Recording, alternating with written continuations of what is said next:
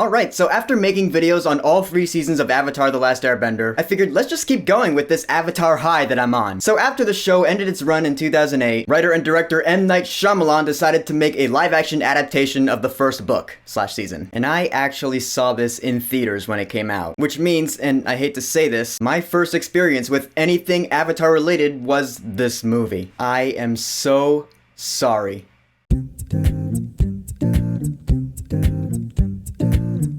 The Last Airbender. So The Last Airbender came out about 10 years ago in the summer of 2010. Like I said, it was written and directed by M. Night Shyamalan, who has made good movies, we know this. The Sixth Sense, Unbreakable, Split. We all know what happened with Shyamalan. Once he was given some big budgets for his films, they started going way down in quality. Apparently, he decided to take Book 1 Water of Avatar: The Last Airbender, the critically acclaimed, highly praised show on Nickelodeon, and cram it into an hour and 45-minute long live-action movie. So the premise is more or less the same as the show. The Fire Nation has waged war with the world. Katara and Sokka of the Southern Water Tribe, they find Aang frozen in an iceberg. Oh, I'm sorry, his name's not Aang. It's Ong. Seriously, I'll get to that problem later, but oh my god. So we're traveling to the Northern Water Tribe to learn waterbending. We gotta stop the Fire Nation, so here we go. And look, before I say anything, I know a movie that is based off of something, you know, it's an adaptation. It's supposed to stand on its own. It's not really fair to compare it to its original source material, but I do have a couple things to say about that. One, the original material is a freaking masterpiece, so sometimes I just can't help it. And two, this movie fails just all on its own. Like, even if there were no source material and this was the first thing we see of Avatar: The Last Airbender, this movie would still be considered terrible. Because we have terrible actors playing these characters, really bad dialogue, bad visual effects, just this movie all around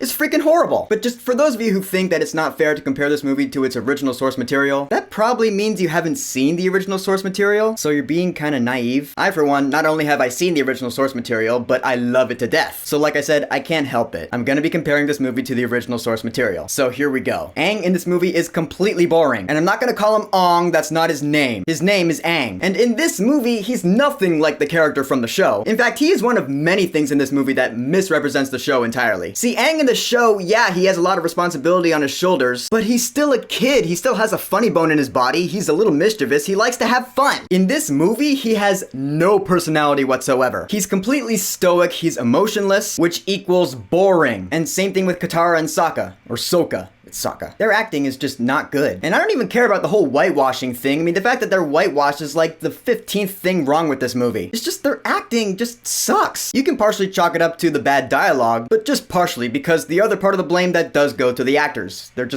They are not skilled. Sokka's supposed to be the funny one, and he doesn't have a single funny moment in the movie. In fact, neither does anyone. This movie is entirely humorless. And I kind of get what Shyamalan was going for, you know? He was trying to bring Avatar down to a realistic level. He wanted to make it dirty and gritty, but that's just not the right way to represent Avatar: The Last Airbender in live action. Avatar: The Last Airbender is supposed to be fun. The characters are having fun. They have personality. They have banter back and forth while they're riding Appa, and Momo's flying around doing funny stuff. They made an abomination out of Momo in this movie, and Appa for that matter. And when I say Dev Patel as Zuko is probably the best actor in the movie, that does not mean I'm saying he was good, because he wasn't. I mean, Zuko in season 1 of the show, he's angry, he's hellbent on capturing the Avatar and bringing him back to the Fire Nation so he can regain his honor. In the movie, those are still his same motivations, and he does kind of have the same anger that he does in the show, but it just doesn't translate well, at least not here. In fact, it comes off rather pathetic. Like, Zuko in this movie comes off as a really spoiled kid who just has something to prove, and it doesn't seem like he has any worth whatsoever. In fact, that's what it is right there. Zuko in this movie seems like he is nothing. Whereas in the show, Zuko in season 1, he did have something to him. He was a kid who had something to prove, but he did have some fighting skills. He had heart. You felt bad for him. In this movie, he just feels pathetic. But of course, the biggest problem with this movie is the fact that, yeah, it takes a 20-episode long season of animation and just crushes it into this movie that's less than 2 hours long. Like, the biggest example is the fact that they don't get to the Northern Water Tribe until the last 3 episodes of season 1. In this movie, they get there halfway through. So the first half of this movie is like most of season 1 crammed into 50 minutes. Which means, yeah, it feels really rushed. They skip over a lot of things from the show, like the Kyoshi Warriors. Suki's not even in this movie at all. I read that she was gonna be, but they cut her scene out for some reason. I don't know why. I mean, it's not like it would have made this movie any better, let's be honest. But it's just an example of the fact that they skip over a lot of stuff. It's like, now I know how hardcore fans of the Harry Potter books feel. And another peeve I have, why are so many things mispronounced pronounced in this movie. I mean, I already said that they call Aang Ong in this movie, but like they call Iroh Ero. At one point, they're talking about Zuko's backstory, and they're like, oh yeah, your father challenged you to an Agni Ki. I was like,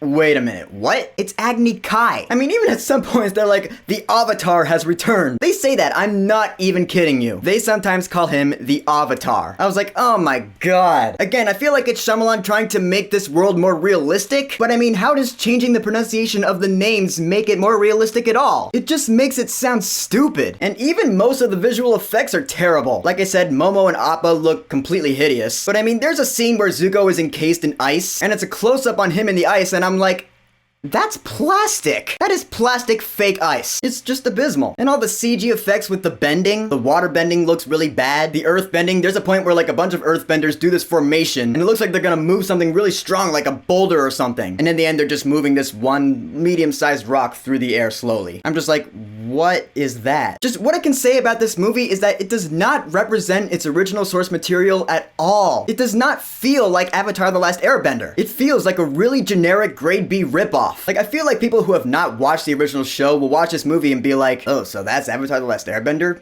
Must be terrible. And fans of the show feel like they have to defend it, being like, no, this movie does not represent the show at all. The show is actually really, really good. Don't let this movie convince you otherwise. Just, you gotta trust me on this. And it's just sad. I mean, even the score wasn't that good. And it was composed by James Newton Howard, who was an excellent composer. I mean, the main theme he wrote for this movie is fine, it's okay. But of course, it's nowhere near as good as the music in the original show. Just because he used a real orchestra for this film doesn't make the music any more memorable. Yeah, that's right. The music in the show, which is not entirely real, sometimes it used synthesized horns, is better than the music in the movie, which used a real orchestra. Figure that out. Guys, in the end, I'm gonna wrap this up. M. Night Shyamalan's The Last Airbender is a movie that I would like to forget having ever seen. It slanders the Avatar name with really bad acting, terrible dialogue. I mean, who writes this stuff? Horrible visual effects. The pacing is just terrible. It's completely rushed through. Like, some of the scenes are different scenes from the show that are smushed together into one scene, while there are other scenes that weren't even in the show. I'm like, what is this? Like, Aang is talking to this dragon in the spirit world. This dragon is talking back to him. I'm like, this never happened in the show. It's just, like I said, it's a misrepresentation. And for the rest of my life, I will make an active effort to never watch this movie again. You have my word on that. And so now, if you'll excuse me, I'm gonna go watch the show again, because I just need to heal myself after having watched this abysmal abomination. So, M. Night Shyamalan's The Last Airbender. Have you watched it? If you haven't, good for you. But if you have, what did you think about it? Or what is your least favorite M. Night Shyamalan movie? That's a good question. Whatever you think, go ahead and leave a comment. And don't forget to subscribe.